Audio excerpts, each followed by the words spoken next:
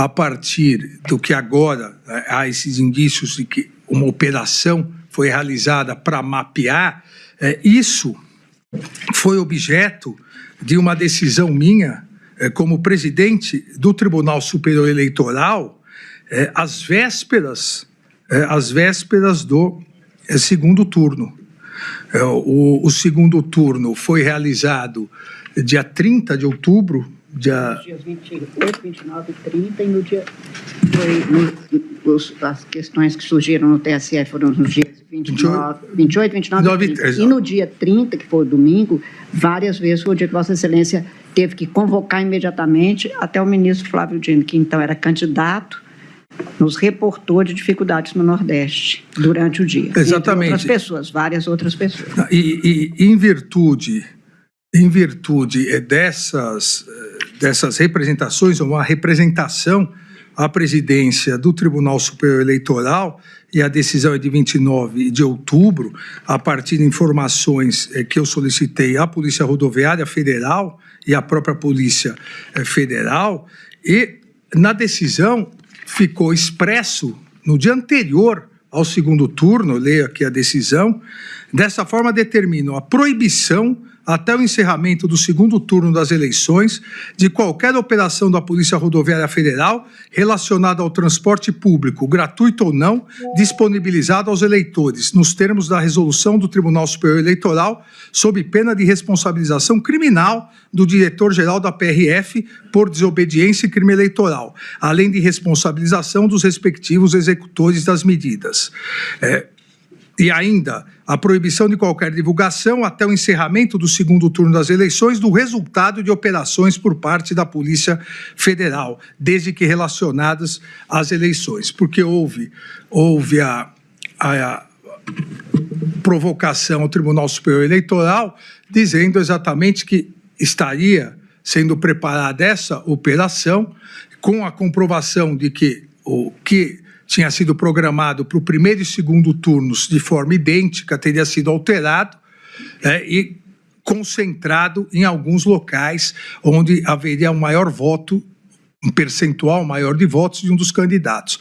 E, por incrível que pareça, essa decisão do dia 29 imediatamente foi informada o diretor-geral, tanto da Polícia Federal quanto da Polícia Rodoviária Federal. A decisão foi homedicamente ignorada. No dia 30, e aqui da tribuna não foi dito um fato correto, então é importante que o fato que é incontroverso fique correto.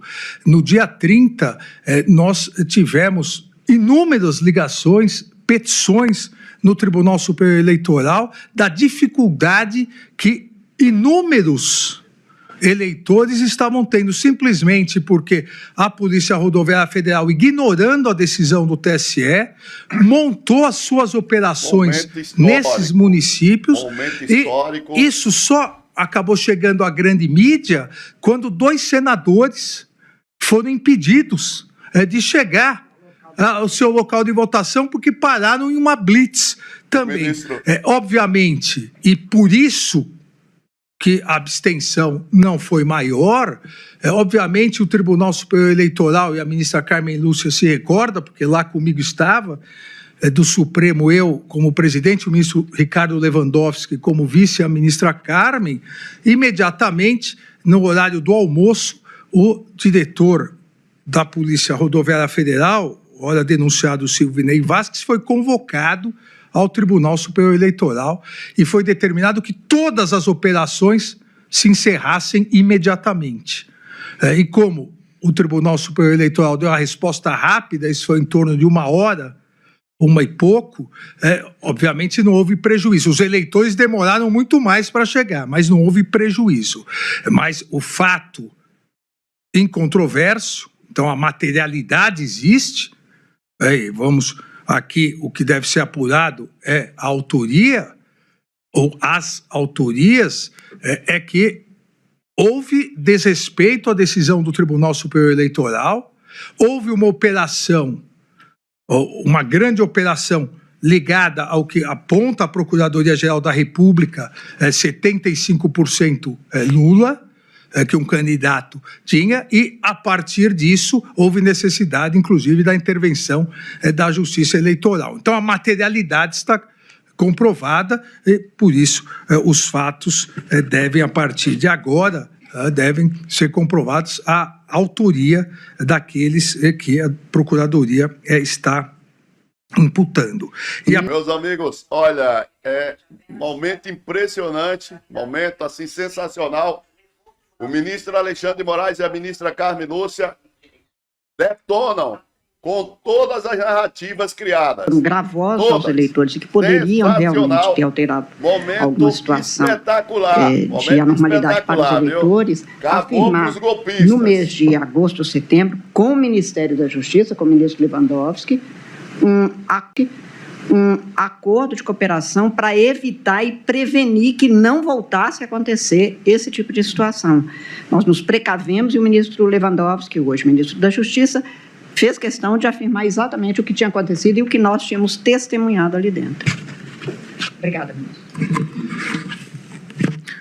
Então, em relação a esses fatos envolvendo esses denunciados, a Procuradoria-Geral da República conclui, abre aspas, está clara a tentativa deliberada de minar o sistema democrático pelo uso da força inerente à estrutura policial do Estado, mediante ações de embaraço e intimidação de eleitores. Está nítido, continua a Procuradoria-Geral da República, que os denunciados pelo episódio anuíram a entrada da organização criminosa e atuaram para a consecução do seu propósito de desprezar o sistema democrático eleitoral e assegurar a permanência de Jair Bolsonaro à frente do governo, mesmo que em contrariedade à ordem constitucional.